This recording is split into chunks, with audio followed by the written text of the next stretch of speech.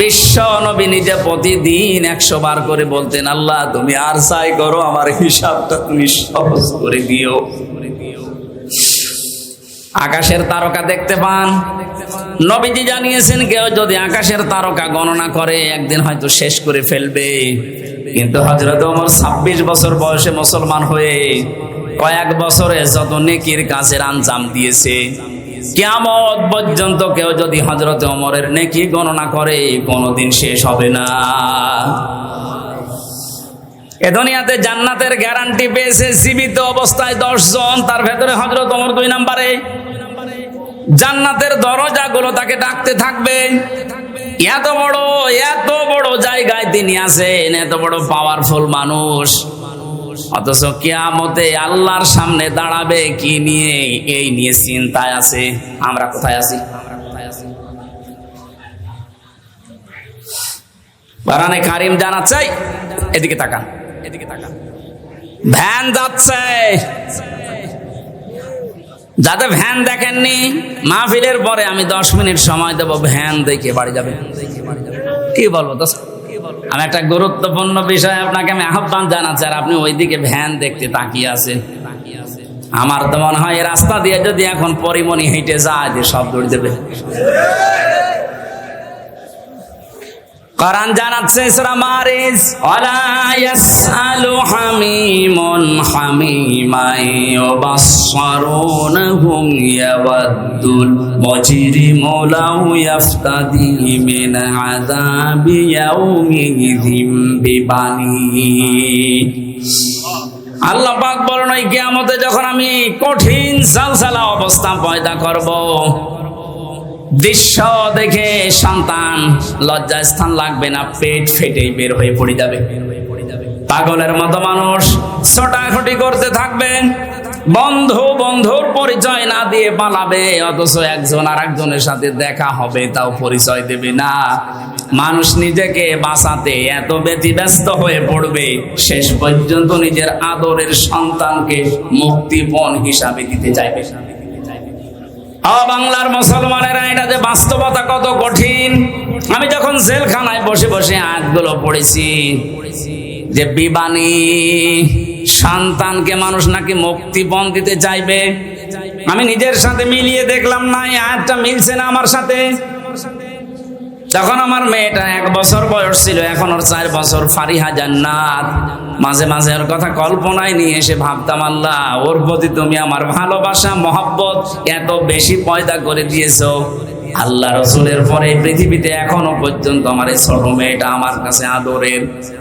অথচ আল্লাহ বলছে কিয়ামতে ফারিহাকে, হামজা আমাকে বলবে, আল্লাহ দিয়ে দিলাম, আমাকে বাঁচাও, এটা বলবে।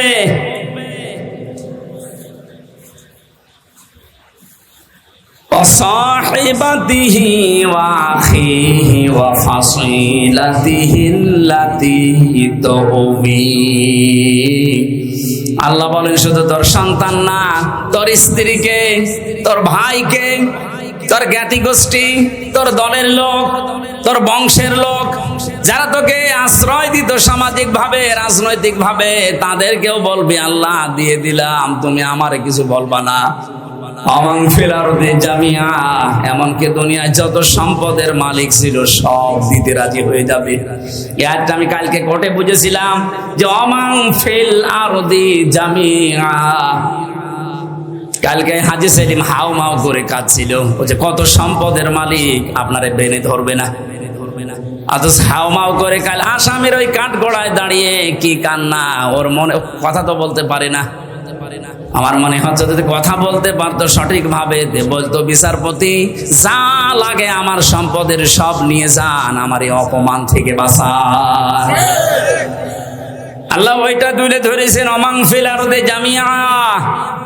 দুনিয়ার যত স্থাবর অস্থাবর সম্পদের মালিক ছিল বলবে আল্লাহ সব দিয়ে দিলাম, সুম্মা ইউজি, এরপর আমাকে বাঁচান। আল্লাহ সাফ জবাব দিচ্ছেন আয়াতের পরে, কাল্লা ইন্নাহা লাযা, কখনোই না, একটাও নেওয়া হবে না, তোরে আমি লাজাই দেব। কোথায়? লাজাই দেব তোরে। লাজা কি? জাহান্নামের যে 7টা দরজার নাম আছে, হোতামা, হাবিয়া, সাকার, সাঈর, জাহিম, জাহান্নাম আর লাযা, একটা দরজার নাম। এ ভুলটা নিরসন করা দরকার, অনেকে জানেন না। জাহান্নাম কয়টা বলেন তো? একটা। জান্নাত একটা, কিন্তু এদের স্তর আলাদা। জাহান্নামের স্তর, দরজা 7টা, আর জান্নাতের স্তর আমি কোরআনে পেয়েছি 100টার উপরে। প্রশ্ন আসতে পারে সেই 1 থেকে পড়ছি যে জান্নাত 8টা, জাহান্নাম 7টা। না, কোরআনে কারীম জানিয়েছে লাহা সাবাতু আবওয়াব লিকুল্লি বাবিম মিনহুম জুজউম মাকসুম। সূরা হিজরের 44 নম্বর আয়াত, 14 নম্বর পারার 3 নম্বর পৃষ্ঠা 7 নম্বর লাইনে আছে। আল্লাহ পাক বলেন জাহান্নামের দরজা 7টা। জাহান্নামের দরজা কয়টা বলেন? বলেন। লিকুল্লি বাবিম মিনহুম জুজউম মাকসুম। পৃথিবীতে যে যে ধরনের অপরাধ করেছে তাকে আল্লাহ ওই দরজা দিয়ে প্রবেশ করাবে। আদালত তো আমি দেখলাম কালকে একটা, কিন্তু যেই ধরনের আসামি তাকে ওই আদালতে নিয়ে বিচার করা হয়। স্কুল আমরা দেখি, একটা স্কুল 10টা ক্লাসরুম, 1 থেকে 10 পর্যন্ত পড়ানো হয়। যে যেই ক্লাসে পড়ে ওই দরজা তার জন্য নির্ধারিত আছে না নেই? ক্লাস 3-তে পড়ে ও 7-এ যে ক্লাস করতে পারবে। দুনিয়াতে আপনি যেই ধরনের অপরাধ করবেন আল্লাহ কিয়ামতে ওই ধরনের দরজা দিয়ে জাহান্নামে আপনাকে প্রবেশ করাবে।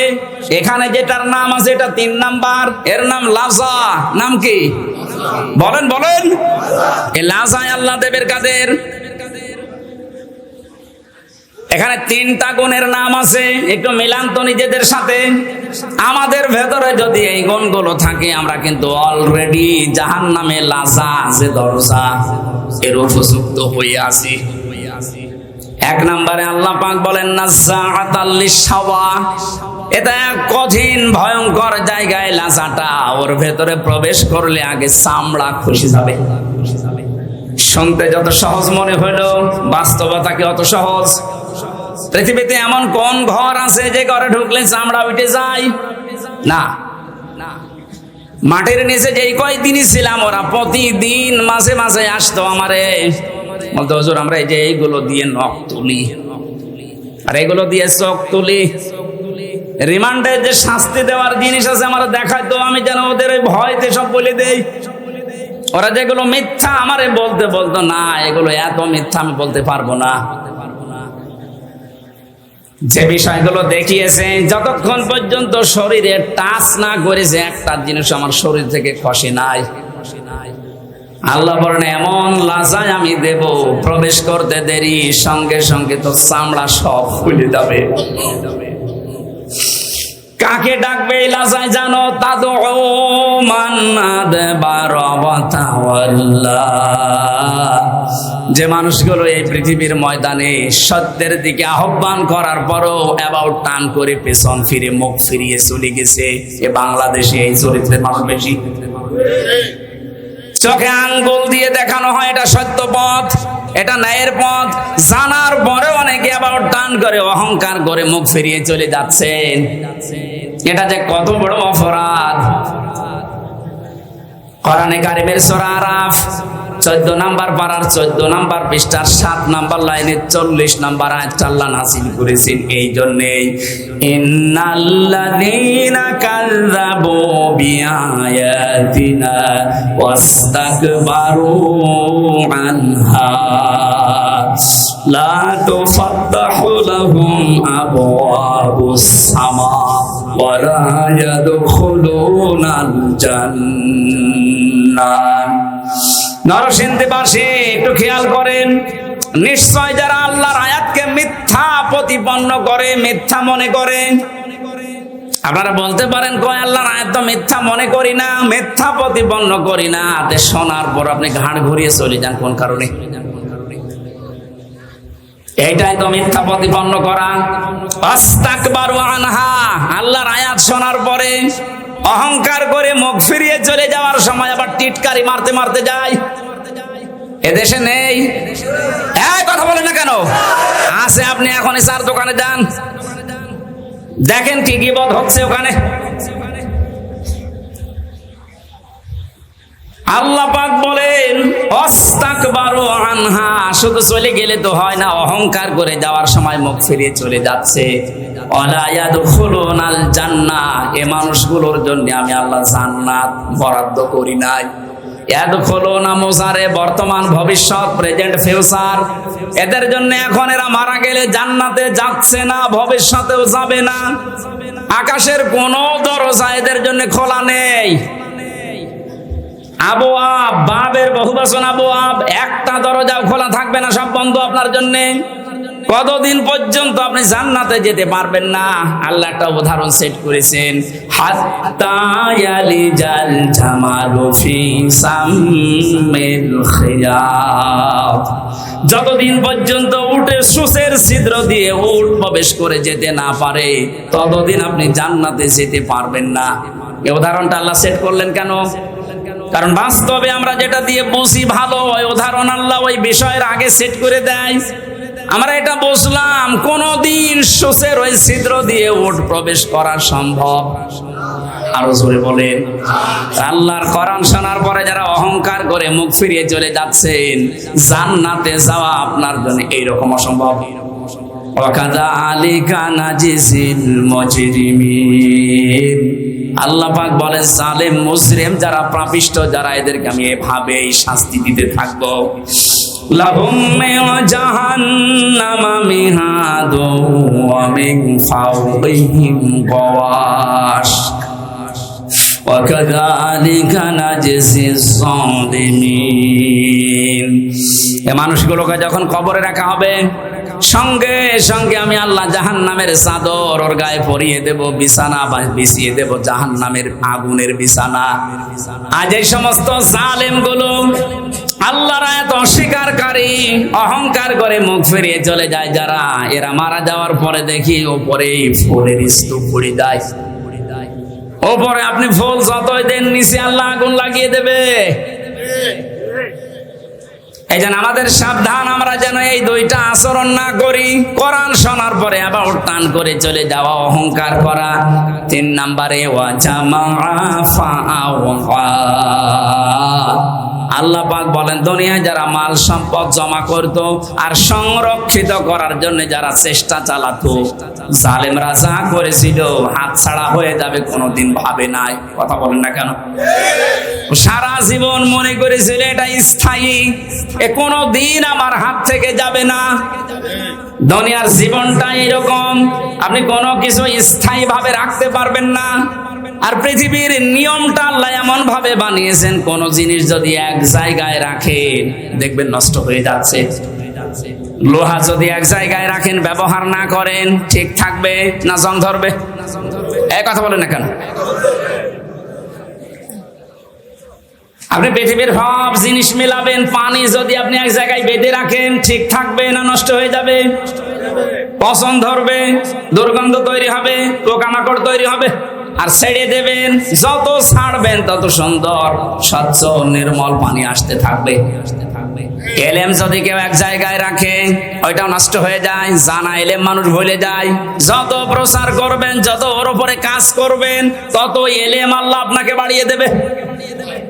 টাকা পয়সা যদি কেউ এক জায়গায় রাখে, ওইটাও নষ্ট হয়, শত্রু পয়দা হয়। যত ছাড়বেন ওই জায়গা আল্লাহ পূরণ করার জন্য উপর থেকে পাঠাতেই থাকবে, এইটাই নিয়ম। ক্ষমতাও তো আল্লাহ ওইভাবেই দিয়েছিলেন। আর আপনি ওইটাকে পেয়ে ইহসাবু আন্না মালাহু আখলাদা, মনে করেছিলেন এই ক্ষমতা মনে হয় চিরস্থায়ী, আর কোনোদিন ছাড়া লাগবে না। পৃথিবীর কোনো কিছুই তো এক জায়গায় থাকে না, রাখলেও নষ্ট হয়ে যায়। ক্ষমতাও এক জায়গায় রেখেছিলেন, এমন ভাবে নষ্ট হয়েছে এখন নামও করতে পারছেন না। কিন্তু যদি মাঝে মাঝে পাল্টাতো তাহলে এত গরম হতো না। যারা সম্পদ যারা জমা করছেন, এর হক আদায় করছেন না। আজকের তেলাওয়াত কিন্তু আয়াতে ওই 3টা পয়েন্টের উপরে আল্লাহ আলোচনা করছেন। আপনাদের কষ্ট হয়ে যাচ্ছে? আমি ইয়াসিন শব্দটা দিয়ে পর্যন্ত এক কায়দায় এসেছিলাম যে কিয়ামতে আল্লাহ প্রথম বিচারে ডাকবেন আপনাকে একা একা, দ্বিতীয় রব্বুল আলামিন বলেন কিয়ামতে দ্বিতীয় বিচারের সিস্টেমে ধাপে প্রতিটি মানুষকে আমি আল্লাহ ডাক দেব তার নেতার সাথে। এই একটু বসেন, এই বিষয়টা আগে ক্লিয়ার করি। কিয়ামতের প্রথম বিচারে আল্লাহ ডাকছেন আপনাকে একা ধাপে ধাপে, দ্বিতীয় ধাপে আপনাকে আর একা ডাকবে না, এবার ডাকবে আপনার নেতার সাথে। কার সাথে বলেন বলেন? আগে নেতা, এরপরে কর্মী। এই তথ্যটা সূরা বনী ইসরাইলের 72 নম্বর আয়াতের প্রথম অংশে আছে। প্রথমে আপনাকে আল্লাহ ডাকবে না, এবার ডাক দেবে আপনার নেতাকে, এরপরে আপনাকে। অবিবেকবান মানুষেরা নিজের কাছে এবার প্রশ্ন করেন তো, আপনি যারা আদর্শ মেনে চলেন, যাকে নেতা বলে মানেন, ওকে যদি আল্লাহ কিয়ামতে আগে ডাকে এরপরে আপনাকে, আপনার কি মনে হয় যে আল্লাহ ওর সিরত ওর চরিত্র ওইটা দেখে আপনাকে মাফ করে দেবে? হ্যাঁ, এখনই বলছেন না, আপনি তো ধরা খাবেন।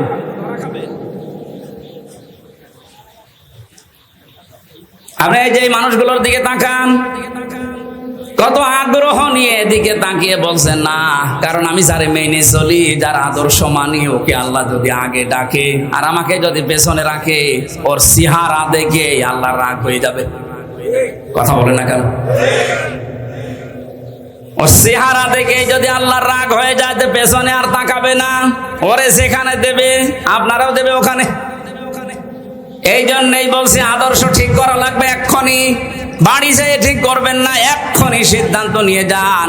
ইয়াসিন বলে আল্লাহ যাকে ডাক দিলেন, তাকে ছাড়া দুনিয়া আমি আর কাউকে আদর্শ মানি না। আমি জানি যারা ঠিক বলছেন, এ কথার অর্থ বোঝেননি। এটা বাস্তবে যদি আপনি নিয়ে যেতে পারেন, এ মাহফিল সাকসেস হবে। যে 7টা নামে ডাক দিয়েছেন রসুলকে, কোন অপমান, কোন অপদস্থ, না খেয়ে থাকবেন না, মায়ের খাবেন না, কেউ চোখ রাঙানি দেবে না, যে কথাগুলো আল্লাহ জানিয়েছিলেন, তহা মা আনজালনা আলাইকাল কুরআনা লিতাশকা, যে ব্যাখ্যাটা দিয়েছি অল্প সময়ে, আল্লাহ আমাদেরকে সহজ সরল ভাবে বুঝে মানার তৌফিক দিন, যেন কোনদিন মুহাম্মদুর রাসূলুল্লাহ বাদ দিয়ে অন্য কাউকে আমি না মানি। মেনে নিতে পারবেন তো? সূরা আরাফের একটা মাত্র আয়াত পড়েছি, তাও 4 ভাগের 1 ভাগ। আমি যতটুকু পারছি সামনে থেকে কথা বলার চেষ্টা করছি। 156 নম্বর আয়াত।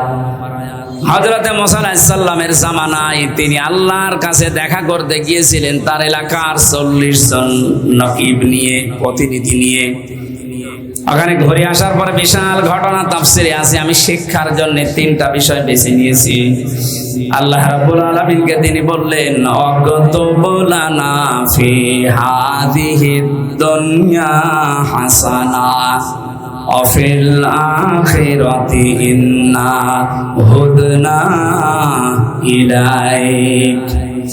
হে আল্লাহ, তুমি আমাদের জন্য দুনিয়ার হাসানা লিখে দাও, আখিরাতের হাসানা লিখে দাও। হাসানা না হাসিনা? হাসিনা মানে সুন্দরী, আর হাসানা মানে কল্যাণ। একজন দেখবেন দোয়া করছে, রব্বানা আতিনা ফিদ দুনিয়া হাসিনা। হাসিনা না হাসানা? হে আল্লাহ, তুমি আমাদেরকে দুনিয়ার হাসানা লিখে দাও। কেন আল্লাহ অক্তব দিলেন? কাতাবা একতব মানে কেন দিলেন? কাতাবা ছাড়াও তো অনেক শব্দ আছে, ফারজন আছে, ফারজন না দিয়ে কাতাবা দিলেন। আমি যদি এই জমিটা আজকের মুরব্বীকে বলি, এটা আমার জমি, 2 বিঘা জমি আপনাকে দিয়ে দিলাম, জান, এ মুখের কথার কোনো দাম আছে? কথা বলে না কেন? এটা যদি 6 স্বাক্ষর করে দলিল বানিয়ে একেবারে লিপিবদ্ধ করে বললাম যে এই নেন, ওটা দাম নেই? আল্লাহ এমন শব্দ দিয়েছেন, খুব গুরুত্বপূর্ণ একটা শব্দ। হযরতে মুসা বলেছিলেন, মাবুদ তুমি লিখে দাও, অক্তুব লানা আমাদের জন্য ফি হাদিহিদ দুনিয়া হাসানা, দুনিয়ার হাসানা। এখন দুনিয়ার হাসানা কি? আমি 1টা 2টা না, প্রায় 42টার উপরে তাফসীরের সাথে মিলিয়েছি যে দুনিয়ার হাসানা কারে বলে। পড়া কোরআন শরীফ এবং হাদিস আমি যতটুকু পড়েছি, দুনিয়ার হাসানা হিসাবে পেয়েছি আমি 10টা বিষয়। কয়টা? এই 10টা বিষয় যদি আপনি দুনিয়ায় পান, তাহলে এই দোয়া করলে মনে করবেন কবুল হয়েছে। এখানে অনেক মানুষ আমরা আছি, 5 ওয়াক্ত নামাজের পরে দেখি হাত তুলে মোনাজাত করে। এমনকি কাবা শরীফের রুকনি ইয়ামিনি থেকে হাজরে আসওয়াদ, এই জায়গাটা যখনই পার হয়, লক্ষ লক্ষ হাজিরা এই দোয়াটা পড়ে, রব্বানা আতিনা ফিদ দুনিয়া হাসানা, পড়ে না? 16 সালে আমি বসি নাই,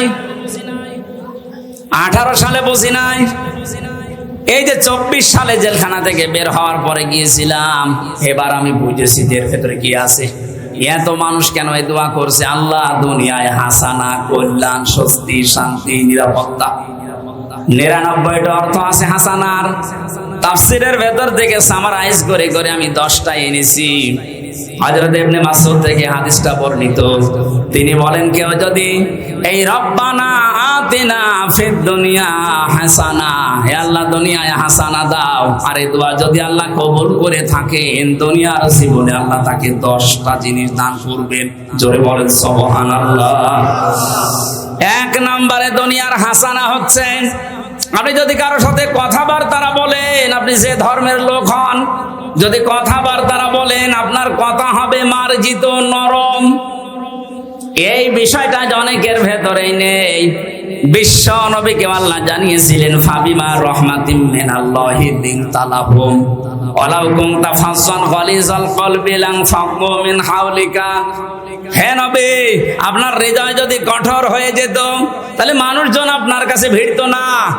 আমি দয়া করে আপনার হৃদয়কে কোমল বানিয়ে দিয়েছি, নরম বানিয়ে দিয়েছি। এই জন্যই তো মানুষ আপনার কাছে আসলে আর যেতে চায় না। অবাস্তবতা, বহু মানুষকে উপরে উপরে আমরা দেখতে পাচ্ছি, কত বড় বড় জায়গায় বসে আছে, কিন্তু হাসানা পায়নি। তাদের আচরণ, তাদের কথাবার্তা, তাদের ব্যবহার, তাদের অ্যাক্টিভিটিস গুলো দেখলে শয়তান পর্যন্ত হাসে। যে যত বড় চেয়ারে থাকবে, তার আচরণ, তার কথাবার্তা, তার অ্যাক্টিভিটিস গুলো তত নরম হওয়া লাগবে, তাহলে এই দোয়া তার জন্য কবুল হবে। কত অফিসে দেখতে পাই আমরা, কর্মচারী যারা আছে, সহকারী যারা আছে, 8 ঘন্টা ডিউটি, 10 ঘন্টা পার হয়ে যাচ্ছে, বাড়ি যাওয়ার কথা মনে হয় না। অথচ এমন অফিসার আছে, 8 ঘন্টা ডিউটি, এই কর্মচারীরা মনে হয় যে জাহান্নামে আছে। কথা বলছে না? এই যে দোকানদার, এ দোকানে কর্মচারী আছে, 8 ঘন্টা ওর ডিউটি, মালিক এমন ভাবে গালিগালাজ করে, ব্যবহার করে, ও মনে মনে ভাবে আল্লাহ 8টা ঘন্টা পার হবে কখন। আমি আমারও মানুষ পেয়েছি, ঝিনাইদহ জেলার ডিসি পেয়েছিলাম, এসপি পেয়েছিলাম, টিওনো পেয়েছিলাম। ব্যবহার এত সুন্দর, এত মার্জিত, ওর কাছে 8টা ঘন্টা মানুষের কেটে যাওয়ার পরে বের হয়ে বলো, হুজুর স্যারের ব্যবহার এত সুন্দর, 8 ঘন্টা কখন কেটে যায় টের তো পাই না। মনে হয় 10-12 ঘন্টা ডিউটি করলে আমাদের ভেতরে কোনো ক্লান্তি আসে না। জেলখানায় আমরা যারা ছিলাম 3টা বছরের মাঝে, জামাতে ইসলামী বাংলাদেশের শ্রদ্ধাভাজন আমির ডাক্তার শফিকুর রহমান, এই লোকটাকে বাইরে থেকে যে যাই মনে করো, অনেকে মনে করে বাংলা শিক্ষিত মানুষে কি আর কি, আপনি মিশেছেন কোনো দিন?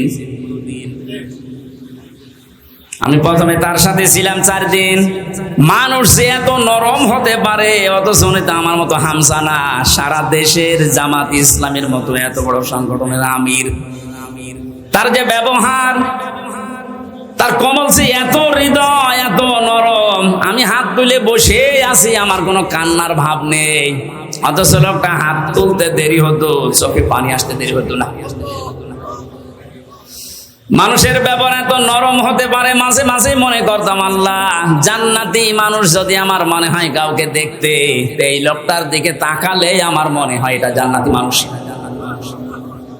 আমি কোরআনের হাফেজ, আমি তাহাজ্জুদের 12 রাকাতে মাত্র 1.5 ঘন্টা 2 ঘন্টায় আমার শেষ হয়ে যেত, অথচ একটা জেনারেল শিক্ষিত একটা ডাক্তার সারা দিন উনি কোর্ট কাছারি করে এসে হাজিরা দিতে হতো। সেই কেন্দ্রীয় কারাগার থেকে কাশিমপুর থেকে আসতো সদরঘাটে। সারা দিন এই গাড়ি ওর ভেতরে থাকলে এমনি মানুষ সিদ্ধ হয়ে যায়।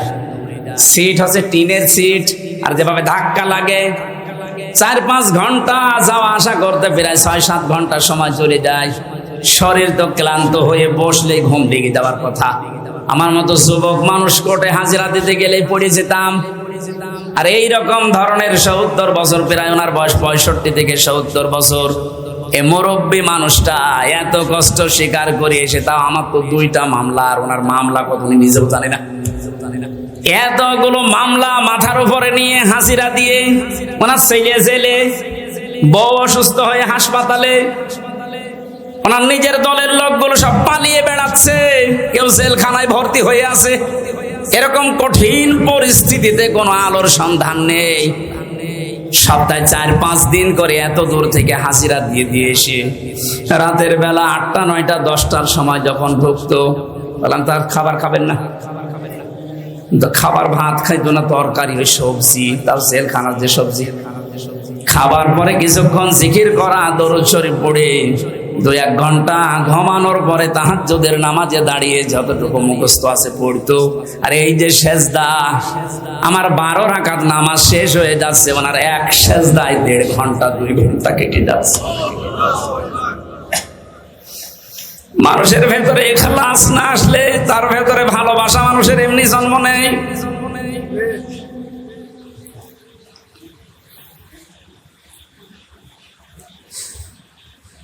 হাসানা দুনিয়ায় আপনি পাননি, আপনার ব্যবহারে মানুষ আপনার থেকে আরো দূরে চলে যায়।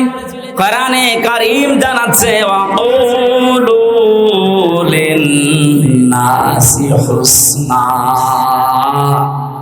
হে নবী, মানুষের সাথে যখন কথা বলবেন হাসি মুখে কথা বলবেন, তাহলে একটা সাদগা দেওয়ার সওয়াব হবে।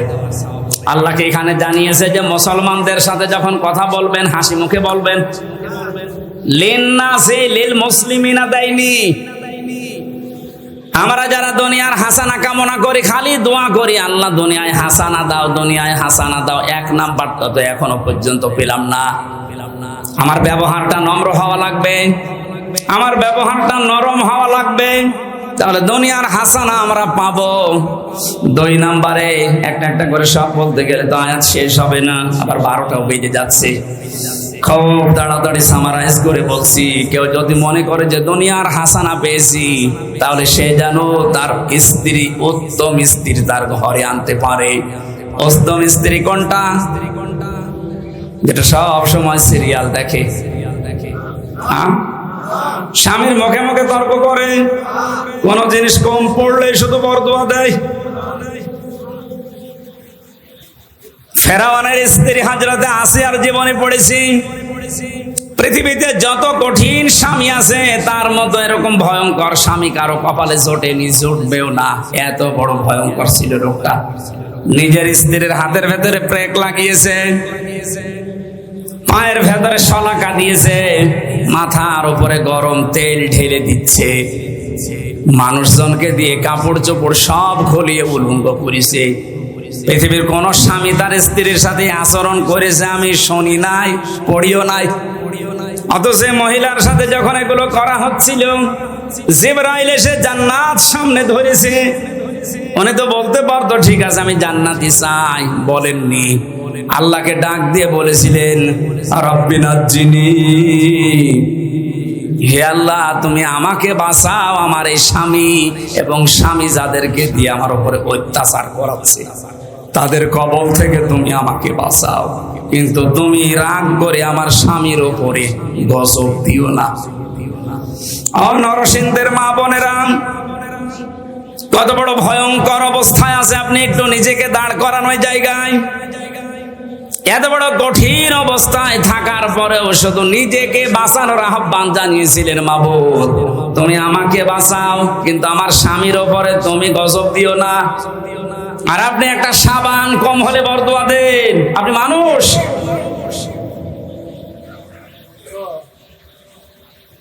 একটা হাদিস মনে পড়ছে,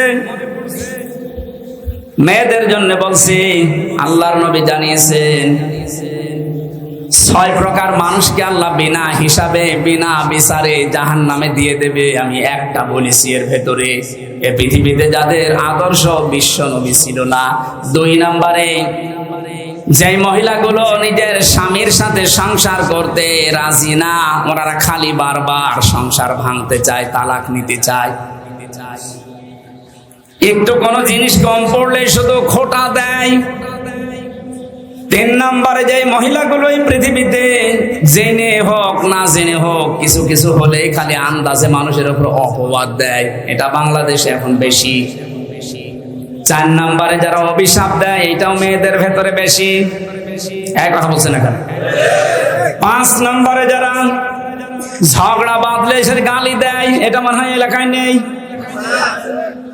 আমি সেই দিন কোন জেলা থেকে যেন আসছিলাম, খুলনা থেকে।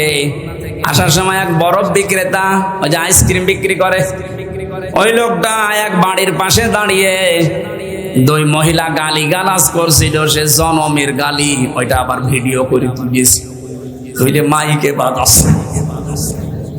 আমি গাড়ি দাঁড় করিয়ে বললাম, দাঁড়ান, কি বাজান? বলছে, হুজুর, এক মহিলার ঝগড়া, এমন কোন গালি নেই, আর মনে হচ্ছে 1 মিনিটে 40টা গালি দিচ্ছে।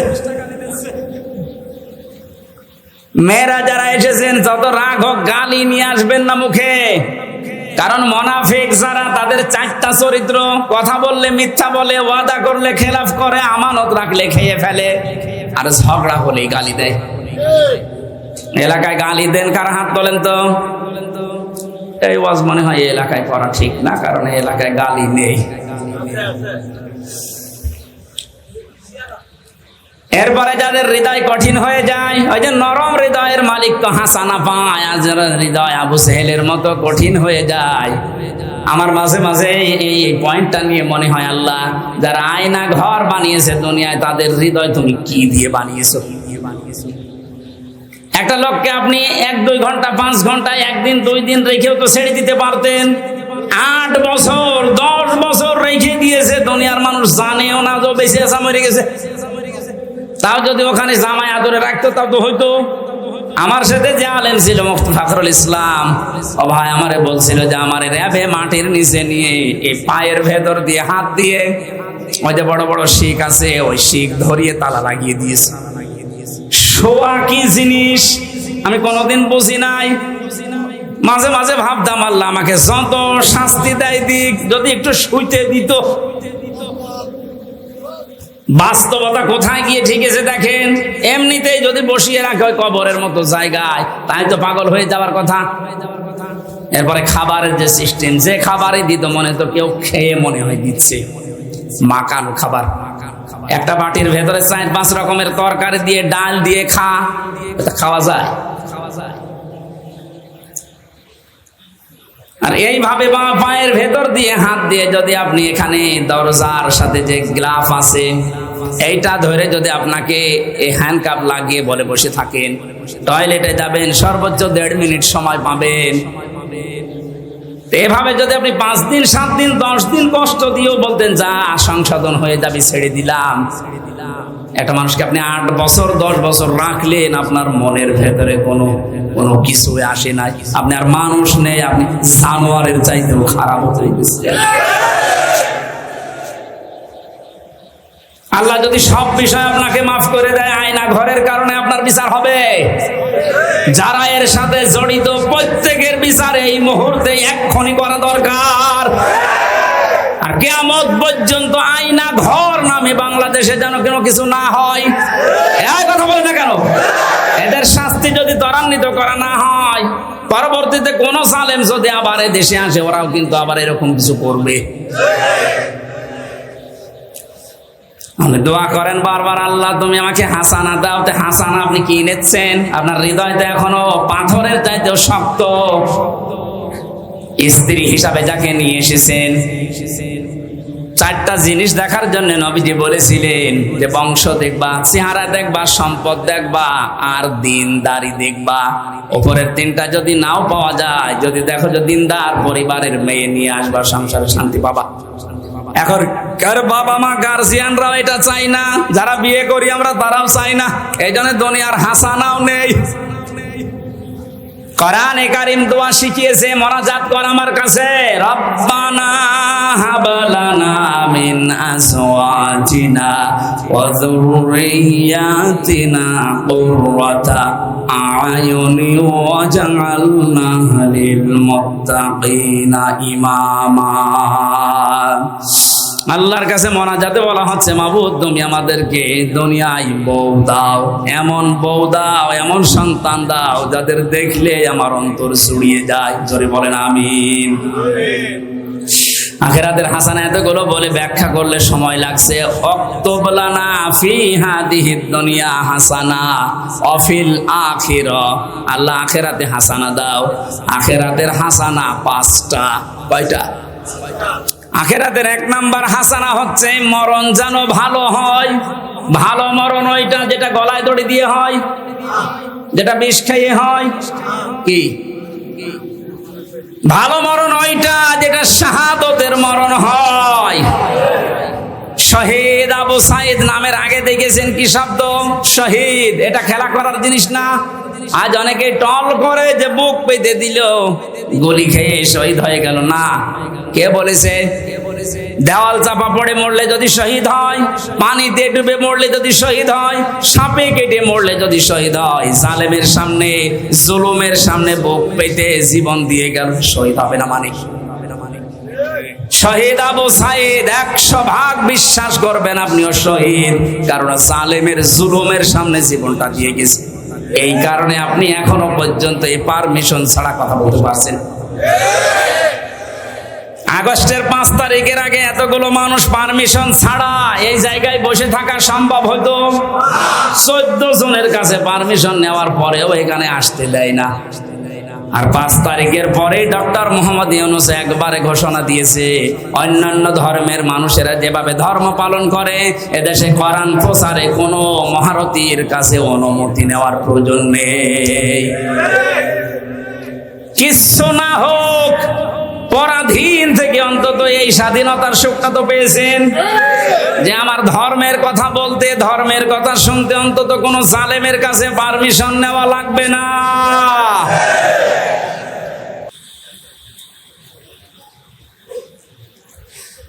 আমি বললাম না আল্লাহ এমনিতেই ধরেনি। পাপ যখন পরিপূর্ণ হয়ে গেছে, আল্লাহ বলেন ইন্না বাতশা রাব্বিকা লাশাদীদ, আমার ধরা বড় শক্ত ধরা। আমি যদি সত্যি কাউকে ধরি, ফেরাউনকে আল্লাহ স্বৈরাচারী হওয়ার কারণে ধরেছিল, ও কিন্তু শেষ পর্যন্ত বলেছিল আন্নাহু লা ইলাহা ইল্লাল্লাজি, ইল্লাল্লাহ বলতে পারে নাই। তাফসিরে মুফাসসির লিখেছেন কাবীরের ভেতরে আল্লামা ফখরুদ্দিন রাজি, তিনি বলেন ফেরাউন যখন লা ইলাহা ইল্লাল্লাহ বলতে পারে নাই, ইল্লাল্লাহি পর্যন্ত বলতেছিল, ফেরেশতা জিবরাইল এসে মুখে কাঁটা দিয়ে দিয়েছে। এখান থেকে যা শিক্ষা আছে, মুফাসসির প্রায় 7টা শিক্ষা এখানে বের করেছেন, আমি একটা বলছি। যারা জেনে জেনে অপরাধ করে, ফেরাউন কিন্তু না জেনে দোষ করে নাই, অপরাধ করে নাই, ও জেনে বুঝে দোষ করেছিল। ও যে অত্যাচার করেছিল জনগণের উপরে, ও যে স্বৈরাচার হয়েছিল, জেনে বুঝে হয়েছিল। এজন্য পাপ যখন পরিপূর্ণ হয়ে যায়, ওই সময় যদি মানুষ ভালো হতেও চায়, আল্লাহ তাকে আর নেয় না। যেন আপনাদেরও শিক্ষা নেওয়া লাগবে। পাপ যদি আমাদের পরিপূর্ণ হয়ে যায়, অনেকে মনে করে যা করে করে শেষে একবার হজ করে ভালো হয়ে যাব। আপনার হজ বরাতে থাকলে তো এমন ভাবে আল্লাহ ধরবেন, চোখের পলক পড়ানোর সময় দেবেন না। ওয়ালা তাহসাবান্নাল্লাহা গাফিলান আম্মা ইয়ামালুস সালিমুন, ইন্নামা ইউআখিরুহুম লিয়াউমিন তাশখাসু ফীহিল আবসার। সূরা ইব্রাহিমের 42 নম্বর আয়াতে আছে, আল্লাহ পাক বলেন নবী আপনি কি মনে করেন যে জালেমদের সম্পর্কে আমি কোনো খোঁজ রাখি না? ভালো করে শোনেন, এই পৃথিবীতে সবচাইতে বেশি তীক্ষ্ণ নজর আমি আল্লাহর জালেমদের প্রতি। কাদের প্রতি? এইজন্য জালেম যেন হয়ে না যায়। ইত্তাকি দাওয়াতাল মাজলুম। নবীজি বারবার এই কথা জানিয়েছেন, উম্মতের আর চাই করো মজলুমের বরদোয়া থেকে নিজেকে বাঁচিয়ে রাখবা। ফাইন্নাহা লাইসা বাইনাহু ওয়া বাইনাল্লাহি হিজাব। কারণ মজলুমের বরদোয়ায় আর আল্লাহর ভেতরে কোনো হিসাব পর্দা থাকে না, সরাসরি কবুল হয়ে যায়। মাটির নিচে যখন আমার চোখ কালো কাপড় দিয়ে বেঁধে, হাত পেছনে হ্যান্ডকাপ দিয়ে বেঁধে রেখে, পায়ে ডান্ডা বেড়ে দিয়ে, মাথায় দড়ি দিয়ে 11 ঘন্টা টাঙিয়েছিল, এত অসহায় মনে হচ্ছিল মাটির ওই নিচের ঘরে। যেহেতু আসি নিজে মাজলুম অবস্থায়, অসহায়, মন থেকে বলেছিলাম, আল্লাহ যা করছে আমি বিশ্বাস করি নবীর কথা 100 ভাগ সত্য, তোমার কথাও 100 ভাগ। তুমি দয়া করে আমাকে কিছু দেখিও। আল্লাহ দেখিয়েছেন। যেই কয়জন অত্যাচার করেছিল, কালকে এক মামলার আইবুকে কল দিয়েছিলাম, হাও মাও করে কাঁদছে, আর এখন আমার এই উল্টো করে স্যার বলছে। স্যার কি করা লাগবে? কি করা লাগবে মানে আমার বাবার কাছ থেকে যে 10 লাখ টাকা নিবে বললে আর মামলা দেব না, ওই টাকা ফেরত দেব।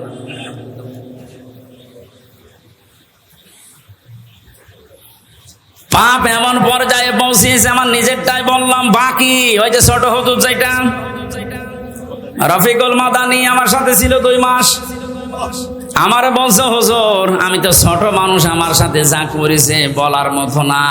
রাত 12:30টার সময় আমারে নিয়ে গেছে হাতির ছিলে, 2 পাশের রাস্তা ব্লক করে দিয়ে পুরা উলঙ্গ করে, এক টুকরা কাপড় আমার শরীরে রাখে নাই, একটা সিগারেট আমার হাতে ধরিয়ে দিয়ে একটা উলঙ্গ অর্ধ উলঙ্গ মেয়ে লোক কোথা থেকে যেন নিয়ে আসলো, পাশে দাঁড় করিয়ে দিয়ে ছবি তুলছে, বলছে এটা কালকে ছেড়ে দেব, মানুষ জানবে যে পিসকে হুজুর কেমন। বলছে হামজা ভাই, আমি যেহেতু ছোট মানুষ, ওদের তুলনায় মেয়েটা আমার পাশে দাঁড়িয়েছে, ওর মাথা পর্যন্ত আমি না, এত লম্বা মেয়ে মানুষ। যতগুলো এসআই ছবি তুলছিল অট্ট হাসিতে সব ফেটে পড়ছে। একজনকে ভাই বললাম যে আমি তো অসহায়, আপনি যা করছেন এগুলোকে হারুন স্যার জানে, যে হারুন আঙ্কেল জানে না, মানে উনি তো করাচ্ছে। উনি মাঝে মাঝে রিমান্ডে এসে যে সুন্দর সুন্দর টকিং করতো, এত সুন্দর কথা বলতো ফেরেস্তার মতো, আর উনি আমার এই অপমান করার জন্য এত দূর নেমেছে। অসহায় হয়ে চোখের পানি ফেলে বললাম, মাবুদ তুমি সত্য, আমি জানি যা করছে তুমি দেখতে পাচ্ছ, অন্তত দুনিয়ায় তুমি আমার চোখে দেখিও যে হারুনের কিছু হয়েছে। আল্লাহ দেখায়নি, আল্লাহ যে দেখিয়েছে 3 ইঞ্চি। কথা বলেন, মহিলারা পর্যন্ত এখন 3 ইঞ্চি, সব মুখে সিকিউরিটি গেছে, কোথায় নামিয়েছে আল্লাহ দেখেন। তারপরে তো এখনো লুকিয়ে আছেন, বাইরে যদি জনগণ পায় পিটিয়ে মেরে ফেলবে। যে কয়টারে পাচ্ছে, কেউ ডিম মারছে, কেউ পানি মারছে, কেউ কেক মারছে। এদেশে ইসলাম এবং মুসলমানদের বিরুদ্ধে প্রকাশ্যে এবং গোপনে যারা যুদ্ধ ঘোষণা দিয়েছিল, তার ভেতরে আমার কুষ্টিয়ার ননু আলী একজন। ননু না ইনু, ইনো ননু। শয়তানের উপরে এত রাগ মানুষের, আদালতে তোলার সময় একজন দিয়েছে 1 লাথি। কালকে হাজিরা দিতে গিয়ে ওই পুলিশগুলোর সাথে দেখা, গারদে নিয়ে গেল আমারে, ভেতরে এসে বলছে, হুজুর কতদিন আসেননি? আমাকে কি করতে আসবো আবার? কিছু শোনেন, আপনার কুষ্টিয়ারে যে ইনুমিয়া, ওরা আমরা এত সিকিউরিটি দিয়ে ভালোভাবে নিয়ে যাচ্ছিলাম, কোন দিক থেকে লাল পোশাক পরা একজন এসে মারলো লাথি, কিচ্ছু করার নেই, ধর ধর করতে করতে পালিয়ে গেছে। দেখতে আর একজন লাথি মারার জন্য আসতেছে। আল্লাহ যে বলেছে এখন নিচে নামাবো, মানুষ কল্পনাও করতে পারবে না। অথচ 5 বছর আগে ওর দাপট দেখেছেন। এদেশে আলেমদের নামে তেতুল হুজুর লাগিয়েছে এই লোকটা। হাজার হাজার আলেমের উস্তাদ যে লোকটা, আল্লামা শাহ আহমেদ শফি রহমতুল্লাহ আলাইহি, জিন্দা ওলি ছিল, হাজার হাজার মানুষকে আলেম বানিয়েছে। এই লোকটার নাম দিয়েছে এই ইনুফিত তেতুল হুজুর। আমি তিরমিজি শরীফে একটা হাদিস পড়েছিলাম যে আলেমদেরকে যদি কেউ প্রকাশ্যে অপমান করে, মহান আল্লাহ পাক ওই জামানায় ওই দেশে মানুষের উপরে 6টা গজব নাজিল করে। তার ভেতরে 1 নম্বরে যারাই অপমান করবে তাদেরকে এত নিচে নামাবে, পৃথিবী অবাক হয়ে দেখবে যে হচ্ছে কি। এটা যে বাস্তব প্রমাণ। মানে ইনুকে দেখলাম আর এই কালামানিককে দেখলাম।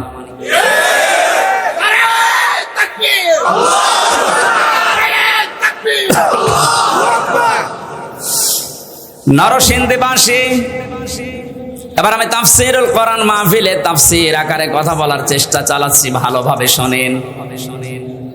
আল্লাহ জালেমদেরকে হেদায়েত দেবেন না, জালেমদের বিরুদ্ধে নিজে মামলা দেবেন। এই জন্য ওদের কোনো পক্ষে কোনো কথা নেই, ওদের যা বললাম সব বিপক্ষে।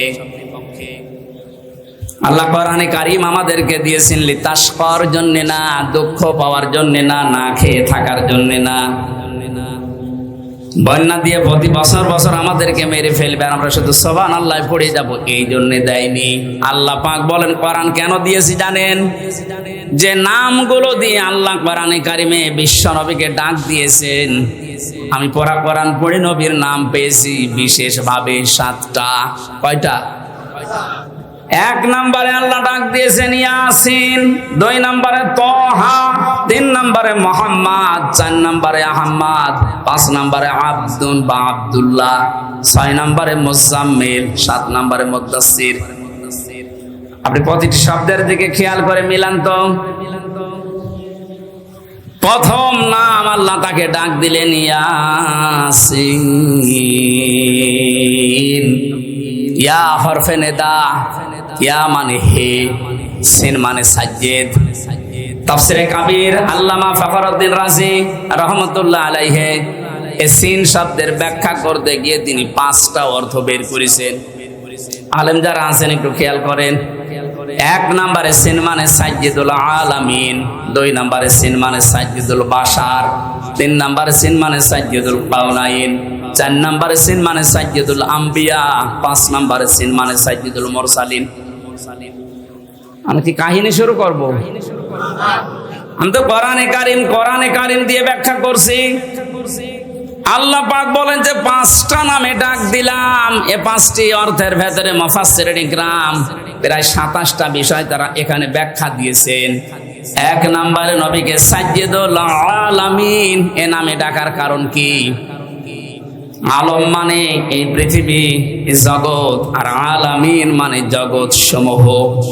এই পৃথিবীর কোন মানুষ যদি এই ধারণা করে যে আমি এই পৃথিবীতে বাস করব না, আমি বাস করব মঙ্গল গ্রহে, চাঁদের দেশে, আল্লাহ পাকের নবীকে ওই জায়গাও বাস করলে আপনাকে আদর্শ নেতা মানা লাগবে। এই শব্দটা শোনার পরে কারো যদি মন খারাপ হয়, আমি এবার ব্যাখ্যা করছি। এতানাজ্জালুল আমরু বাইনাহুন্না, সূরা তালাকের ভেতরে আছে প্রত্যেকটি জগতে আল্লাহর বিধিবিধান নাজিল হচ্ছে। যেখানে যেরকম সৃষ্টি আছে ওই সৃষ্টির জন্য আল্লাহর বিধান ওই রকম। এই পৃথিবীতে যেহেতু আমরা মানুষ, আমাদের জন্য জীবন চালাতে যা লাগে আল্লাহ এইরকম বিধিবিধান দিয়েছেন এই কোরআনে। কথা বুঝতেছেন? কিন্তু বিশ্ব নবীর ক্ষেত্রে সাজ্জেদুল আলামিন দিয়ে জানিয়েছেন শুধুমাত্র এ দুনিয়া না, শুধুমাত্র মঙ্গল গ্রহ না, শুধুমাত্র চাঁদের দেশ না, যত জগৎ আল্লাহ বানিয়েছেন, যেখানে আপনি বসবাস করেন না কেন ওখানে নবী বাদ দিয়ে অন্য কাউকে আপনি মানতে পারবেন না। শব্দটা শুনতে যত ছোট মনে হচ্ছে, বিষয়টা অত ছোট না। আজ এই কথাটা উল্টিয়ে ডাইভার্ট করার জন্য মানুষ বলে হুজুর এটা রাজনীতি। কিসের রাজনীতি? এই বিষয়টা যদি কালো ক্লিয়ার না থাকে, এই কোন দিকে তাকিয়ে আছে, এটা যদি কারো ক্লিয়ার না হয়, সে মরণের পরে ধরা খাবে। আল আদাবুল মুফরাদের 6 নম্বর হাদিসের ভেতরে 3 নম্বর পয়েন্ট আছে। এটা পৃথিবীতে যে মানুষগুলোর আদর্শ নেতা মুহাম্মদ রাসূলুল্লাহ ছিল না, ওই লোকটা বিনা হিসাবে বিনা বিচারে জাহান্নামে যাবে। এটা তো আমি বানালাম নাকি? হ্যাঁ, মরণের পরে এটা তো আমরা না মানেন যে 3টা প্রশ্ন করা হবে, মান রব্বুকা মা দীনুকা মান হাজার রাজুল। এই কথা বলছে না কেন? যে লোকটা বলবে রব্বি আল্লাহ, আমার রব আল্লাহ, দিন আল ইসলাম, আমার জীবন ব্যবস্থা ইসলাম, যখন এই নবীকে সামনে নিয়ে বলা হবে মান হাজার রাজুল, তখন কি বলবেন? আপনি যদি বলতে পারেন হাদা নাবিয়ুনা মুহাম্মাদুর রাসূলুল্লাহ, এটা বলতে হলে অবশ্যই তার আদর্শ দুনিয়ায় আপনাকে মানায় লাগবে, মাস্ট বি। কথা বলেন না কেন? আমি সহ এখানে যারা বসে আছে ছোট বড় অধিকাংশ মানুষ আমরা জানি ইয়াসিন এই সূরা পড়লে 10 খতম কোরআন শরীফ পড়ার সওয়াব হয়। এটা জানেন না? মাস্ট বি সওয়াব হবে, কিন্তু এর ভেতরে 83টা শিক্ষা আছে। এগুলো যদি আপনার প্র্যাকটিক্যাল লাইফে থাকে তখন সওয়াব পাবেন। আপনি মন মতো পড়ে গেলেন, একটাও ভেতরে নেই, উল্টা আরো গোনা পাবেন। কারণ যে ব্যক্তি এলেম অনুযায়ী আমল করে না, ওই লোকটা শিরিক করে। এই কথা বলছেন কেন? যে লোকটা তার এলেম অনুযায়ী জ্ঞান অনুযায়ী কাজ করে না, সে কি করে? শিরিক। বলেন বলেন। আর শিরিক করলে তার জন্য জান্নাত হারাম। আপনি একটা কথা যদি ভুল প্রমাণ করতে পারেন, আমি আর কথা বলবো না, কিন্তু কথা যদি বিশ্বাস হয় তাহলে মেনে নেওয়া লাগবে। আজকে থেকে সিদ্ধান্ত নিয়ে বাড়ি যান, যতদিন বেঁচে আছি মুহাম্মাদুর রাসূলুল্লাহ বাদ দিয়ে অন্য কাউকে আমি আদর্শ মানি না, মানবো না। একমত আছেন কারা দেখি? লিল্লাহি। এই আন্দাজে হাত তুলে কিন্তু ধরা খাবেন। এটা কিন্তু বাস্তবে নিয়ে যাওয়া লাগবে। রবি বাদ দিয়ে আমি কাউকে নেতা মানি না। এবার হাত তুলেন।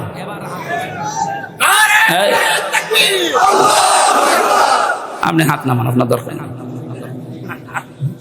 আপনি মানতে পারবেন না আমি জানি, আপনি এতটুকু তুলেছেন।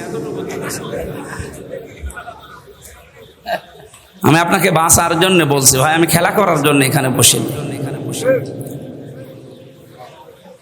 এটা যদি দুনিয়ার সাথে শুধু শেষ হয়ে যেত, এই যে কোরআন শরীফ আমার সামনে, জীবনও বলতাম না। এর সম্পর্ক রিলেটেড সব আখিরাতের সাথে।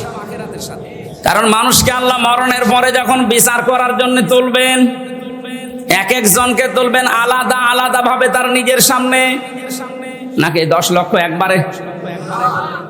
অনেকেই বলে না কিয়ামতে আমার বাবা জান লক্ষ লক্ষ মুরিদ নিয়ে আসবে মিছিল দিতে দিতে। এটা বানানো কথা। কোরআনে কারীম জানিয়েছে সূরা মরিয়ম 16 নম্বর পারা 10 নম্বর পৃষ্ঠা 15 নম্বর লাইনের শেষ নম্বর রুকুর 95 নম্বর আয়াত। এটা তাফসিরে ফি জিলালিল কোরআনে আছে, ওয়াকুল্লুহুম আতিহি ইয়াউমাল কিয়ামাতি ফারদা। হে নবী আপনি জানিয়ে দেন কিয়ামতে প্রতিটি মানুষকে আমার সামনে আমি দাঁড় করাবো বিচার করার জন্য, স্রেফ একা একা। কয়জন করি? বলেন বলেন। নরসিংদীবাসী কোরআনে আয়াত শোনার পরে নিজের প্র্যাকটিক্যালটা একটু মিলান তো। আমি সহ যারা এখানে বসে আছি কিয়ামতে কিন্তু প্রতিটি মানুষকে আল্লাহ তার নিজের সামনে দাঁড় করাবেন, কেউ থাকবে না, স্রেফ একা একা। মাঝে মাঝে একা থাকুন থাকি ভাবি আল্লাহ তুমি যদি বলো হামজা 2024 সালের আগস্ট মাসের 31 তারিখ পর্যন্ত তোরে মাফ করে দিলাম, যা শুধুমাত্র সেপ্টেম্বরের 1 থেকে 3 দিনের হিসাব দিয়ে তুই জান্নাতে চলে যা। আমার যা বাস্তবতা, আমার তো মনে হয় 3 দিনের হিসাব দেওয়া আমার দ্বারা সম্ভব না। আপনারা পারবেন না? আপনারা পারবেন?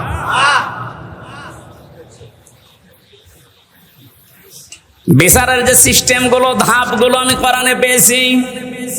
আল্লাহর বিচারে কোনো অবিচার বলতে কিছু নেই, এটা মানেন তো?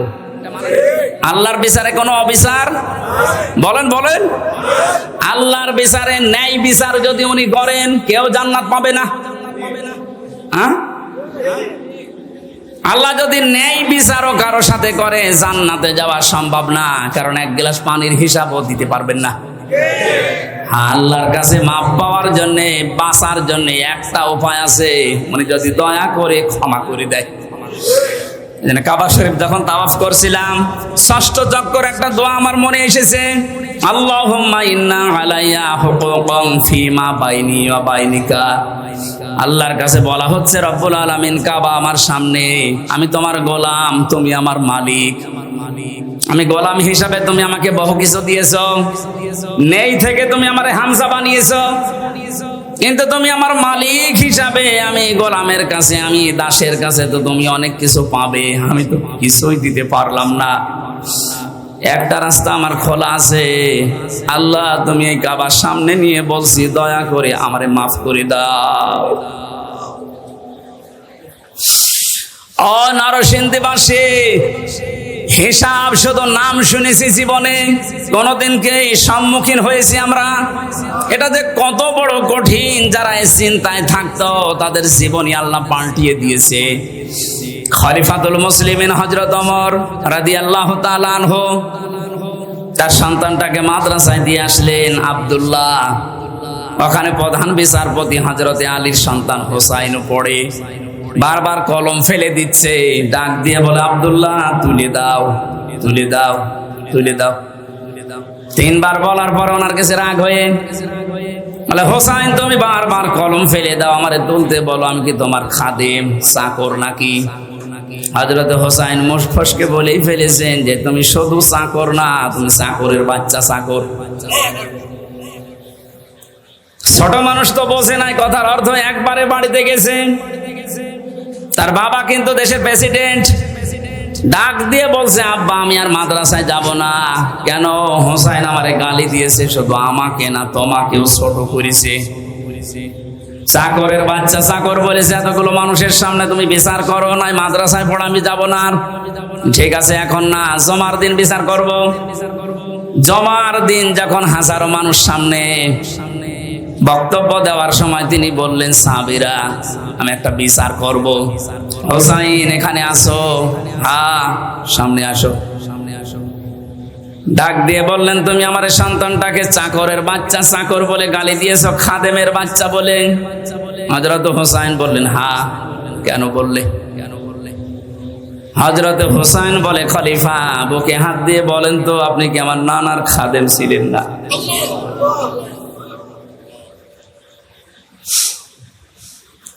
হযরত ওমরের কথা বন্ধ হয়ে গেছে। ডাক দিয়ে বলে, হোসাইন হ্যাঁ আমি তো এভাবে ভাবিনি, আমি তো খাদেমই ছিলাম, কিন্তু তুমি কি এই কথাটা লিখে দিতে পারবা? কাগজ কলম নিয়ে আসেন। ছোট মানুষ তো, যেই কাগজ না খাজুরের পাতা নিয়ে এসেছে, উনি লিখে দিলেন, ওমর আমার নানার খাদেম ছিল, আমি দেখেছি, ইতি হোসাইন ইবনে আলী, সই করে দিলাম।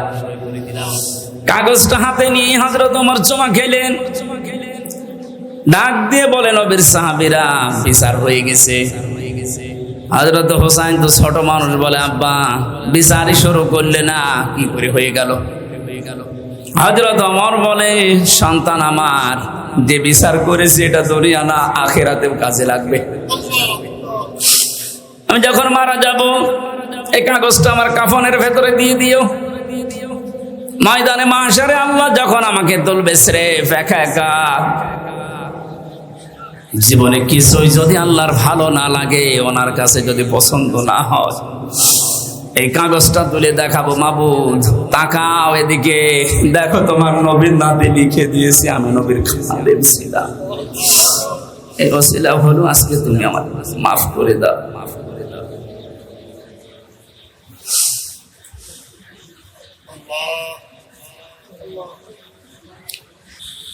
কোরআনে কারীম জানিয়েছে, মা আনজালনা আলাইকাল কুরআন লিতাশকা। বিশ্ব নবীকে আল্লাহ উদ্দেশ্য করে জানাচ্ছেন, হে নবী আমি যে কোরআন দিয়েছি এটা আপনি পেয়েছেন মায়ের খাবার জন্য না, লিতাশকার জন্য কোরআন আপনাকে আমি দেইনি যে আপনি না খেয়ে থাকবেন, আপনি বন্যায় শুধু ডুবেই মরবেন, এই জন্য কোরআন দেই। কোরআনে কারীম দিয়েছে আপনাকে আমি উপরে তোলার জন্য। লাতার কাবন না তবাক বানান, তবাক যেখানে আছেন ওই জায়গায় থাকলে হবে না, উপরে ওঠা লাগবে, আর উপরে উঠতে হলে ইসলাম লাগবে। কথা বুঝতেছে? যত রকমের শোষণ দূষণ আছে সব থেকে মুক্ত হয়ে উপরে উঠতে হলে মাস্ট বি কোরআন ছাড়া উপায় নেই, কোরআন লাগবেই। আমরা যেহেতু উপরে উঠতে চাই, আর সারা বিশ্ব আমাদের দিকে তাকিয়ে আছে, অনেকে বলতো যে আমরা রোল মডেল। কিসের রোল মডেল? আমি 7টা জরিপ পেয়েছি আজকে। রোল মডেল হিসাবে যাদের নাম আমরা দেখতে পেলাম, এগুলোর জন্য রোল মডেল হওয়ার দরকার নেই। বাংলাদেশ পৃথিবীতে আয়না ঘরের জন্য রোল মডেল, একটা কথা হলো। হ্যাঁ, আজকে ব্রিগেডিয়ার আমান আজমি যে কথাগুলো জানিয়েছে লাইভ করে, সংবাদ সম্মেলন করে, আপনার ভেতরে যদি মনুষ্যত্ব থাকে আপনি পাগল হয়ে যাওয়ার কথা যে একটা মানুষকে এত কষ্ট মানুষ দিতে পারে। আমার মনে হয় আয়না ঘরের সাথে যারা জড়িত এই দেশে 18 কোটি মানুষ যদি আপনাকে মাফ করে দেয়, ব্যারিস্টার আরমানের বউ আপনাকে মাফ করবে না। কোথায় পৌঁছিয়েছিলেন আপনার বিবেকের কাছে প্রশ্ন করেন। এগুলো জানার পরেও যদি কোনো মানুষ জালেমের পক্ষে স্ট্যাটাস দেয়, পরে আপনি মানুষ বলেন কোন কায়দায়? আবার অনেককে দেখলাম ভিডিও কলে বলছে, আপা ঘাবড়াবেন না, আপনি ঘাবড়ালে আমরা নরম হয়ে যাই। শয়তান এগুলো শোনে আর চিন্তা করে, আল্লাহ তুমি আমাকে শয়তান বানিয়েছো, এটা তো ট্রাকটা আমার চাইতে বড় শয়তান। জালেমের পক্ষে বিপক্ষে কথা কেন বলি? কারণ যারা জালেম এই মানুষগুলোর বিপক্ষে কিয়ামতের দিন আল্লাহ নিজে দাঁড়াবে। শব্দটা শুনতে সহজ মনে হচ্ছে, হ্যাঁ, অনেক ওজন এই শব্দের। আপনার বিবেক থাকলে আপনি ভাবেন, যারা জালেম এদের বিরুদ্ধে হামজা মামলা দেবে না, এদের বিরুদ্ধে মামলা কে দেবে? আল্লাহর মামলার আসামি আপনি। 1628 জন মানুষ এই দেশের দায়িত্বে ছিল, একেবারে টপ টু বটন মেন জায়গায় যারা, এগুলো সবগুলো জালেমের খাতায়। এদের বিরুদ্ধে হামজার মামলা না, এদের বিরুদ্ধে সরাসরি আল্লাহ নিজে মামলা দিয়ে নিজে বাদী হবেন। এটা তো আমি বানালাম না, হ্যাঁ? কোরআনে কারীম জানিয়েছে, ইন্নামাস সাবিলু আলাল্লাযীনা ইয়াযলিমুনান নাস ওয়া ইয়াবগুনা ফিল আরদি বিগাইরিল হক উলাইকা লাহুম আযাবুন আলীম। সূরা শূরা 25 নম্বর পারার 6 নম্বর পৃষ্ঠা 13 নম্বর লাইনের 42 নম্বর আয়াত। এটা তাফসীরে ইবনে কাসিরে আছে, তাফসীরে ফি জিলালিল কোরআনে আছে। এই দুইটা তাফসীরে ঠিক একই কথা লেখা আছে, অন্যগুলোতে একটু বাড়া কম আছে। আল্লাহ পাক বলেন, অবশ্যই আমি আল্লাহ কেস দেব, মামলা দেব, অভিযোগ দায়ের করব তাদের বিরুদ্ধে পৃথিবীতে যারা মানুষ হয়ে মানুষের উপরে অত্যাচার জুলুম করেছিল। আল্লাহ ইয়াজলিমুন আল মুসলিমুনা দেননি, যে যারা মুসলমানের উপরে জুলুম করেছে। ইয়াজলিমুন আন নাস, হিন্দু কি মানুষ না? কথা বলেন না কেন? খ্রিস্টান মানুষ না? মানুষ পদবাচ্চে যারা বিবেচিত দুনিয়ায়, তাদের উপরে যারা জুলুম করেছেন কারণে অকারণে। আপনি কোরআনের আয়াত থেকে শিক্ষা নিয়ে বিশ্বাস করতে পারেন, আপনার দুনিয়াও শেষ, আখিরাতও শেষ। কারণ জালেমদেরকে ক্ষমা করে দিলেও, জালেমদের জন্য দোয়া করলেও আল্লাহ নিজে জানিয়েছেন যে কবুল হবে না। আল্লাহু লা ইয়াহদিল কওমাস সালিমিন। কোরআনে বহু জায়গায় আয়াতটা আমি পেয়েছি। আল্লাহ বলেন, আমি জালেমদেরকে পথ দেখাই না, হেদায়েত দেই না, দেবও না। ইয়াহদি এটা মোজারে, বর্তমান ভবিষ্যৎ, প্রেজেন্ট ফিউচার, দুইটা কাল নিয়ে আল্লাহ শব্দটা গঠন করে জানাতে চেয়েছেন। যেদিনে কোরআন নাজিল হয়েছে ওই দিন থেকে কিয়ামত পর্যন্ত কোন জালেমকে আল্লাহ পথ দেখান না, হেদায়েত দেন না, দেবেনও না। এই জন্য জালেমদের দুনিয়াও শেষ, আখিরাত তো শেষই। কারণ ওই ময়দানে আরো কঠিন হবে। আল্লাহ নিজে মামলার বাদী, উনি নিজে কেস করবে। ও বাংলার মুসলমানেরা, বুকে হাত দিয়ে যাদের বুক আছে একটু ভাবেন, চিন্তা করেন। এদেশে আজ আমার মনে হচ্ছে অনেকে এখন আল্লাহর মামলার আসামি। বাদী যত বড় হয় মামলা তত কঠিন হয়। কথা বলেন না কেন? আমি যে 3টা বছর ছিলাম মাটির নিচে জেলখানায়, সব মিলে আমার যদি কোনো সলিমুদ্দি মামলা দিত, 3 বছর না 3 দিন পরে বের হয়ে যেতাম। টাকা পয়সার জন্য নাকি লাগবে আপনার শুধু বলতেন, কারণ আমি এমন জায়গায় ছিলাম ওখানে টাকার অভাব ছিল না। আকিস গ্রুপে বাংলাদেশে যদি 3 জন ধনী থাকে তার ভেতরে তারা একজন। যেহেতু কোনো সলিমদ্দি কলিমদ্দি দেয়নি, মামলা দিয়েছি সরাসরি রাষ্ট্র।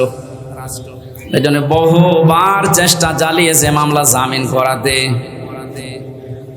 হাইকোর্টের বিচারপতি পর্যন্ত বলেছে আমার হাত বাঁধা, কিচ্ছু করার নেই।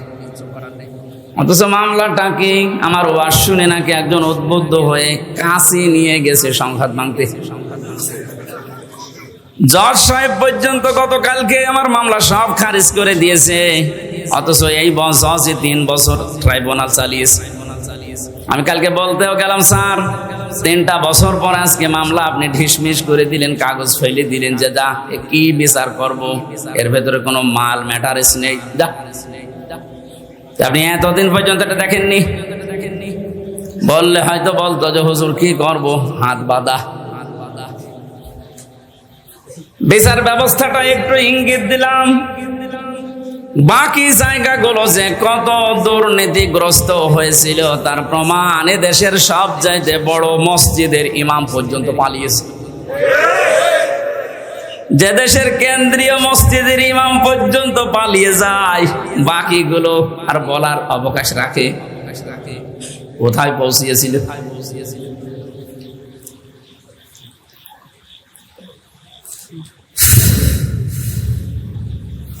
আমার মামলার বাদী যেহেতু প্রধানমন্ত্রীর নিচে আলেমদের মামলার বাদী উনি ছিল, এই কারণে আমাদের জামিন নেই।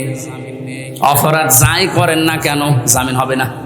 অথচ এই মামলায় যদি রায়ও দিয়ে দিত সর্বোচ্চ 3 মাস আমি থাকতাম। 3 বছর কেটে গেছে, তারপরও নাকি স্বাদ মেটছে না। বলে এখনই ছেড়ে দেব? কি আইন দেখেন তো। আদালত দোষ চালে, আদালত দেখছে না, আমরা করব। আর গোপনে গোপনে বলে যে কি করব, এই কয়দিনে হতো ছেড়ে পাছাড়া পেয়ে যাবে, আর কিছুদিন থাক।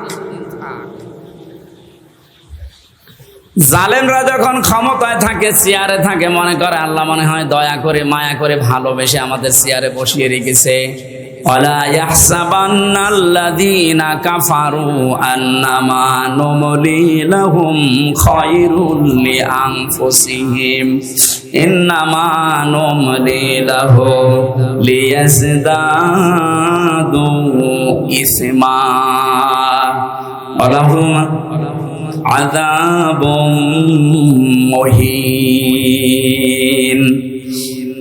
সূরা আলে ইমরানে আছে, জালেমেরা ধারণা করে, মনে মনে করে আমাদেরকে আল্লাহ কল্যাণ করেন, ভালোবাসেন, মহাব্বত করেন, এই জন্যই আমাদেরকে চেয়ারে বসিয়ে রেখেছে। আল্লাহ পাক বলেন না, ওদেরকে চেয়ারে বসিয়ে অপকর্মগুলো করার সুযোগ দিয়েছি যেন ওদের পাপ পরিপূর্ণ হয়ে যায়। বাস্তবতা এইটাই। 16 বছর বহু মহারথী চেষ্টা চালিয়েছে, কিছুই করতে পারে নাই। ছাত্রদের দ্বারা এটা হবে এদেশে কেউ কল্পনাও করে নাই। এগুলো শুধু ছাত্র না, আবাবিল পাখি যেমন আল্লাহ পাঠিয়েছিলেন, আমার মনে হয় এদের ভেতরে এরকম শক্তি আল্লাহ ভর করিয়ে দিয়েছে। লিয়াজদাদু ইসমা, কোরআন শরীফ 100% সত্য। জালেমদের পাপ যখন পরিপূর্ণ হয়ে যায় তখন আল্লাহ পাক তার উপরে অ্যাকশন নেয়। অ্যাকশনটা কি? ওয়ালাহুম আযাবুম মুহিন, অপমানজনক শাস্তির ভেতরে একটার পরে একটা ফেলতেই থাকে। আপনি তাকান একটার দিকে, একটা দেখবেন একেবারে খাপের খাপ মিলে যাচ্ছে। এদেশে যদি কিচ্ছু না হয়, কালামানিকের যা হয়েছে, জীবন আমার ধন্য হয়ে গেছে। এত অপমান একজন বিচারপতি হতে পারে, অথচ ওই লোকটার রায়ের কারণে কোরআনের পাখি সাইদি সাহেবের যাবজ্জীবন জেল হয়েছিল।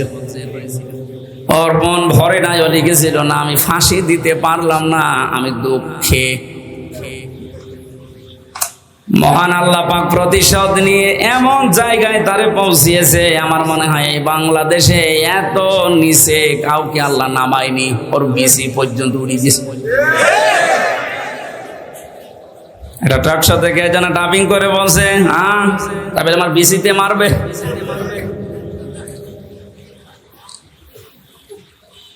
যারা যারা এই জুলুমের সাথে সম্পৃক্ত ছিল, আমি তো অন্যগুলোর কারণে হয়নি, যাদের কারণে হয়েছে এদেরকে যেন ছাড় দেওয়া না হয়।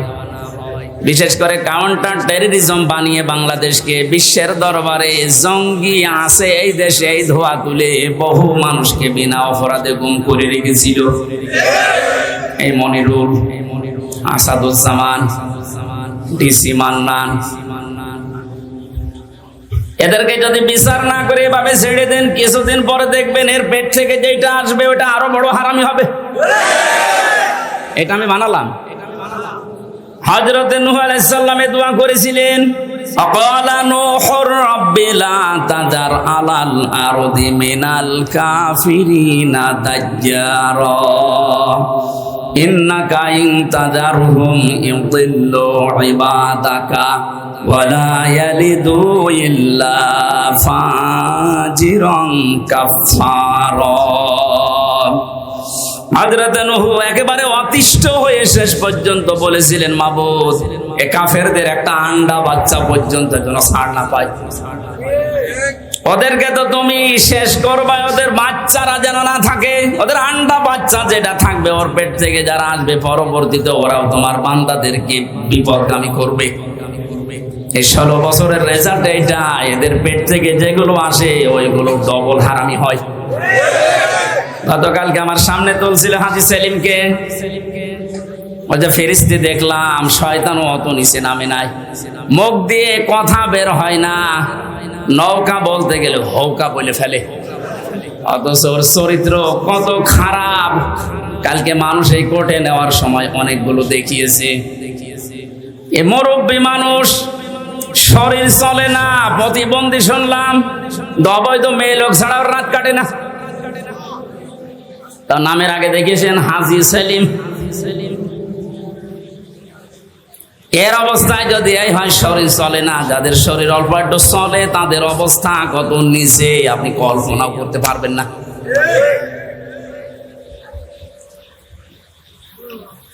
আমি যেটা বোঝানোর জন্য পর্যন্ত এসেছি, জালেমদের কোনো ছাড় আল্লাহ যখন দেয়নি, আমি অত দরদ দেখানোর দরকার নেই। কারণ জালেমদের দুনিয়াও শেষ, আখিরাতও শেষ। আপনার কি মনে হয় আল্লাহ যার নিজের মামলার বাদী, সে কার কাছে মুক্তি পাবে বলেন? আল্লাহ নিজে রায় দেবেন, নিজে বিচারপতি, নিজেই বাদী। ওর আর মাপ পাওয়ার, ক্ষমা পাওয়ার, ছাড় পাওয়ার কোন সম্ভাবনা আছে? জালেম যারা ছিলেন তাদের দোসর যারা দুনিয়াও শেষ করে ফেলেছেন, আখিরাত তো শেষই।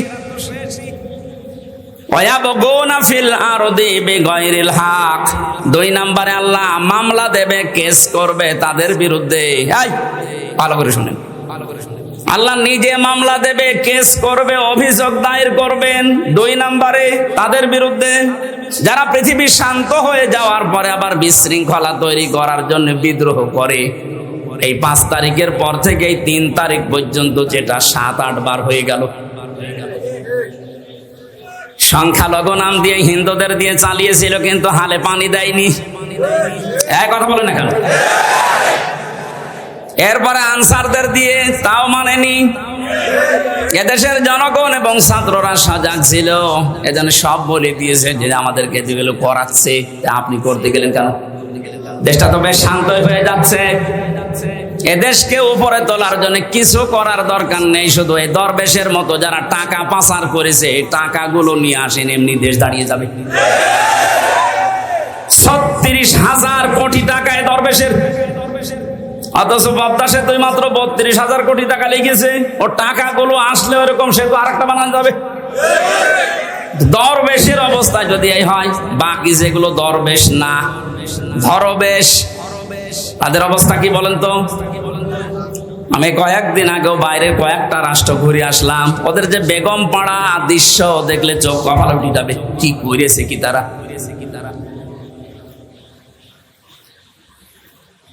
এই জন্য হাওয়া পাচ্ছেন আপনি আর লাফাচ্ছেন। আপনি যার বিরুদ্ধে বিদ্রোহ করছেন, আমি তার পক্ষে না, কিন্তু আপনি জানেন বাস্তবতা কি। ইউনূসের বাবারও ক্ষমতা নেই জায়গায় টিকে থাকা, ওনার পেছনে যে দেওয়াল আছে জানেন। আমার এই যে মোবাইল দেখতে পাচ্ছেন, এটা কালকে আদালত দিয়েছে 3 বছর পর। এখানে যদি কল আসে সর্বোচ্চ জনাব তারেক জিয়ার পিএস অপু ভাই আমার সাথে জেলে ছিল 3 বছর, খুব বেশি হলো উনি কল দিতে পারে। কথা বলছেন না? আর সর্বোচ্চ বাংলাদেশে আমার মনে হয় খুব বেশি থেকে বেশি হলেও জামাত ইসলামের যিনি আমির আছে ডাক্তার শফিকুর রহমান, উনি দিতে পারে। আর ডাক্তার ইউনূসের মোবাইলে কল আসে কোথা থেকে জানেন আপনি? ওনার মোবাইলে কল দেয় জো বাইডেন, বারাক ওবামা। টের পাচ্ছেন? আন্দাজে লাফাচ্ছেন?